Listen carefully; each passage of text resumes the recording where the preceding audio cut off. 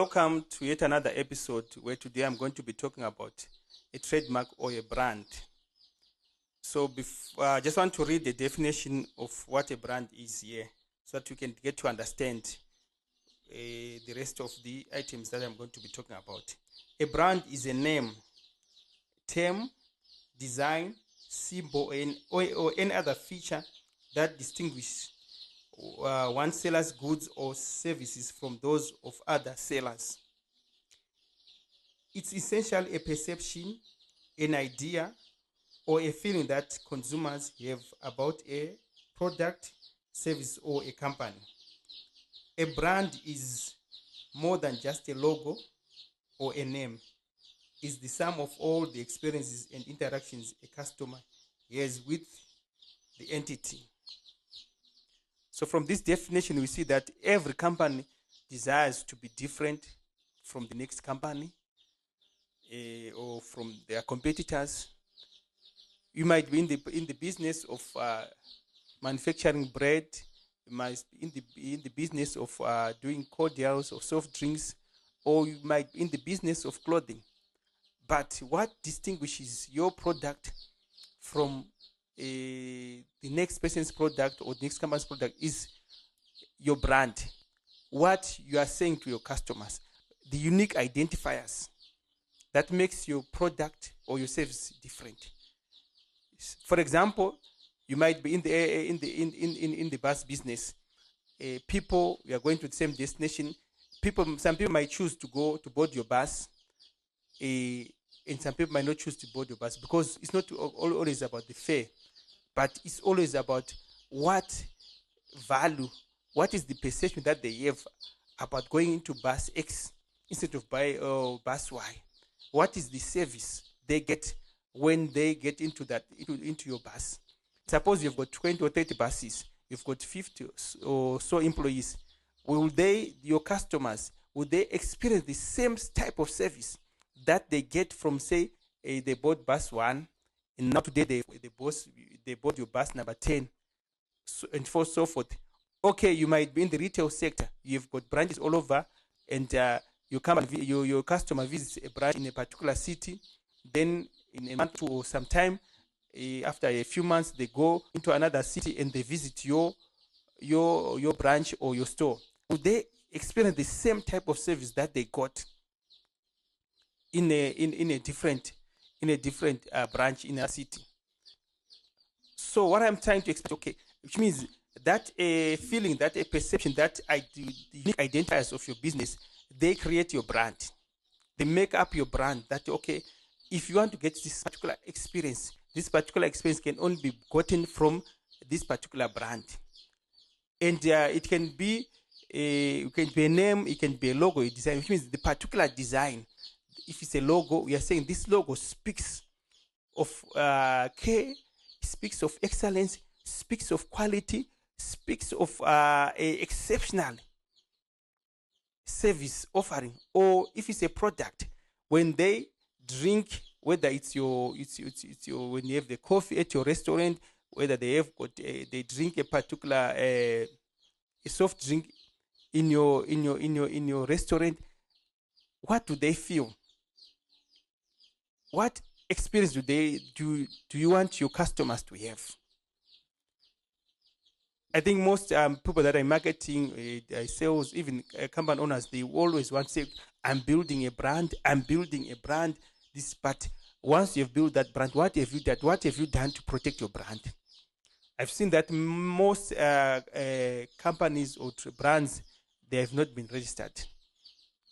There are people in the market that are waiting to see an opportunity to steal a brand. They can steal the brand and register it, and it becomes their brand because you not have protected your brand, your trademark, which means you should register it and you have protection, which means once you register it, you can sue somebody for using your brand. You see, and by doing so, which means you are fending off predators that want to benefit from where they did not sow. So it is important that once as you build your brand, do not do it after maybe we are now going under through legal battles to say, no, we are trying to find to say this person is now taking my brand. Which means as soon as your brand, even before it starts to be a global brand, it starts to be known all over, it is the right time to say, okay, once the moment you incorporate, you start trading, you register your brand, you get to in the market with fully equipped to fend off anyone who's trying to steal the benefits of your labor. So when you register your trademark, you have protection in Zimbabwe, like I say, for 10 years. Then you renew. After 10 years, you renew it, which means it's not a once-off thing. Once you register, you get your trademark registration certificate, then which means you are getting protection for 10 years. Then which means in a particular, say if you are registered in Zimbabwe, which means you have protection for your particular brand in Zimbabwe only. But if you want to have protection, say in South Africa, Zambia, which means we have to register your brand for the region. There is an office called the ARIPO, where you can Africa Intellectual Property Office, where you can register your trademark. Which means, suppose you go to South Africa, you see somebody using your trademark or your brand without your consent, then you are able to sue them. You are able to stop them. So let's not, because you've seen that global brands that we have, Coca-Cola, Samsung, iPhone, and everything. The brands now, these brand names, they carry a value. Suppose you've grown your business, you've scaled your business up to a certain level, then you feel, okay, I no longer want to continually be active and involved in this business. When you sell it means you are no longer selling the assets only, physical assets of business, which means your brand also, you can actually put a value to the brand, which means you'll be getting more. You're not just selling an entity, but you are selling your brands as well. You can develop so many brands. A company can have any number of brands that they want. But the important thing is, once you have those brands, register them, protect them, because they become your assets, which you can cash in after some time and get money.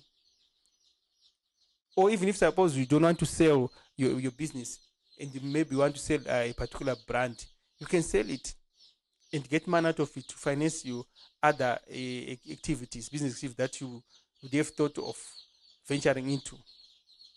I think we are all aware of the call me back, please call me issue. Is it please call me back or please call me, was it Vodacom South Africa, where this guy has been fighting a battle to be paid, because he's the one who came up with the idea with call me back. And it's becoming like, if this guy was clever enough, he should have, before even talking to Vodacom, he should have actually gone to have it trademarked, which means by now you did avoided these legal battles. So let's be wise when we go into business. Let's register our brands. It's not enough to register a company, because the company name is different from a brand. If you want your company name to be a brand as well, which means you have to register separately as a brand, because these are governed by different acts. There's a Trademark Act, and we talked about another video talked about companies and other business entities act. So it means your company is protected under Companies and Other Business Act. But if your company name wants to be a brand, it has to be registered under the Trademarks Act. You get that protection. So this is what we have for you today. If you have any questions, you can put them in the comment section. We'll be able to answer them.